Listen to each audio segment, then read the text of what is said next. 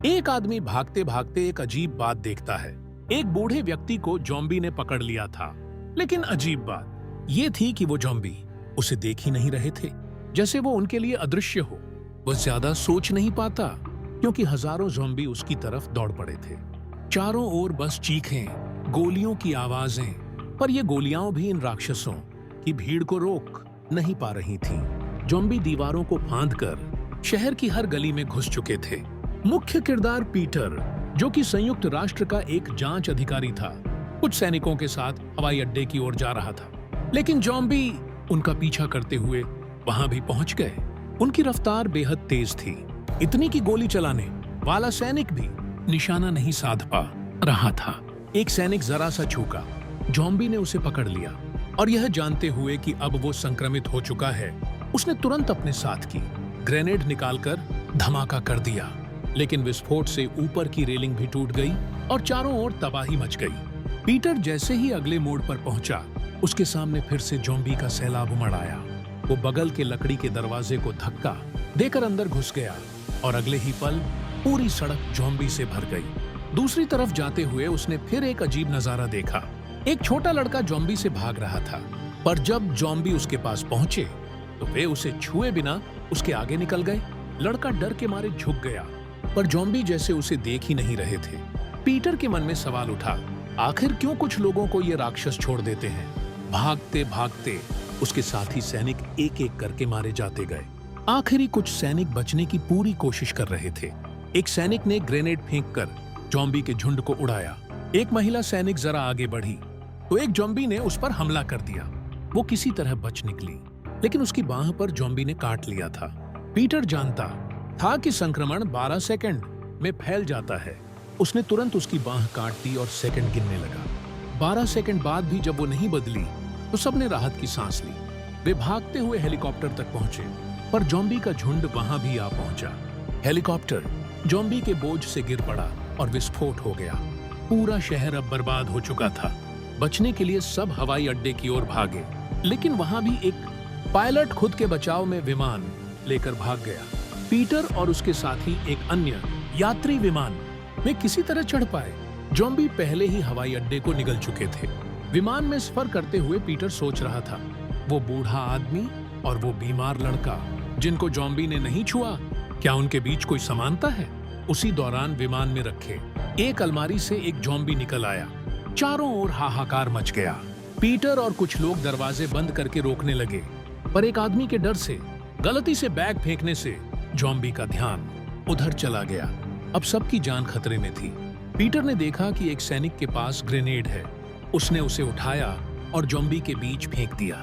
विस्फोट से विमान का एक हिस्सा उड़ गया। कई ज़ॉम्बी हवा में खिंचकर बाहर चले गए, पर एक ज़ॉम्बी इंजन में जा गिरा, जिससे विमान का संतुलन बिगड़ गया। विमान को मजबूरन आपात लैंडिंग करनी पड़ी। जब पीटर होश में आया, वो जमीन पर बिखरे विमान के मलबे में था। उसके पेट में लोहे का टुकड़ा घुसा हुआ था। दर्द असहनीय था, पर फिर भी उसने खुद को संभाला। उसे अपनी साथी महिला सैनिक घायल अवस्था में मिल गई। दोनों किसी तरह चलते चलते पास के विश्व स्वास्थ्य संगठन भवन तक पहुंचे।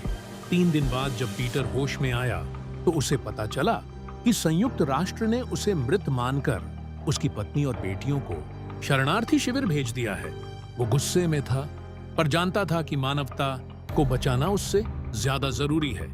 उसने वैज्ञानिकों को बताया कि ज़ॉम्बी बीमार या कमजोर लोगों पर हमला नहीं करते, जैसे बुजुर्ग जो लकवाग्रस्त थे या बच्चा जो कैंसर से इलाज ले रहा था। ज़ॉम्बी उन्हें देख भी नहीं रहे थे, क्योंकि ये वायरस केवल स्वस्थ शरीर चाहता था ताकि तेजी से फैल सके। इसलिए उसने प्रस्ताव रखा, अगर कोई इंसान खुद को बीमार दिखा दे तो शायद ज़ॉम्बी उसे भी नहीं छुएंगे। वो वायरस का एक सुरक्षित लेकिन घातक रूप अपने अंदर डालने की बात करता है। वैज्ञानिकों को उसका तर्क सही लगा, लेकिन एक समस्या थी। सभी वायरस के नमूने बी सेक्शन में रखे थे, जहां दर्जनों ज़ॉम्बी मौजूद थे। पीटर और एक वैज्ञानिक बड़ी सावधानी से वहां पहुंचे। सांसें थामे हुए वे रेंगते हुए प्रयोगशाला तक पहुंचे। हर कदम पर मौत मंडरा रही थी। कई बार ज़ॉम्बी बस कुछ इंच की दूरी पर थे। आखिरकार पीटर ने वायरस वाले कमरे तक पहुंच बना ली, लेकिन वहां का दरवाजा पासवर्ड से खुलता था। तभी मुख्यालय से कॉल आया। पासवर्ड मिला और दरवाजा खुल गया। अब सामने सैकड़ों शीशियां रखी थीं। कौन सा वायरस सही है, कोई नहीं जानता था। वक्त नहीं था, उसने बस कुछ शीशियां उठाईं और खुद को इंजेक्शन लगा लिया। वो जानता था अगर ये गलत हुआ तो मौत तय है, पर अगर सही निकला तो पूरी मानवता को बचाने का रास्ता खुल जाएगा। वो शांत बैठा, अपने परिवार को याद करते हुए मौत और उम्मीद के बीच झूलता रहा। कुछ देर बाद उसने महसूस किया उसके शरीर में कोई असर नहीं हुआ। शायद प्रयोग सफल हुआ। वो दरवाजे के पास गया और ज़ॉम्बी की ओर चला। ज़ॉम्बी उसकी ओर झपटा, पर अगले ही पल ठहर गया, जैसे किसी अदृश्य दीवार ने रोक दिया हो। ज़ॉम्बी अब उसकी ओर देखने लगे, पर उनमें अब कोई हमला करने की इच्छा नहीं थी। पीटर बाहर निकला, फ्रिज से एक कोल्ड ड्रिंक उठाई, धीरे धीरे पीते हुए मुस्कुराया। वो जीत गया था। बाद में इसी वायरस से वैज्ञानिकों ने एक टीका बनाया जिसे लगाने से इंसान ज़ॉम्बी की नजरों में बीमार नजर आता और वे उसे नहीं काटते। धीरे धीरे मानवता ने फिर से एकजुट होकर लड़ी और ज़ॉम्बी वायरस को काबू में कर लिया। आखिर में जब पीटर ने अपनी पत्नी और बच्चों को दोबारा देखा तो उसकी आंखों में आंसू थे, क्योंकि उसने समझ लिया था विजय का मतलब अंधकार को मिटाना नहीं होता, बल्कि उस अंधकार के बीच भी कोई अगर दीपक जलाने की हिम्मत रखे तो वही सच्ची जीत होती है।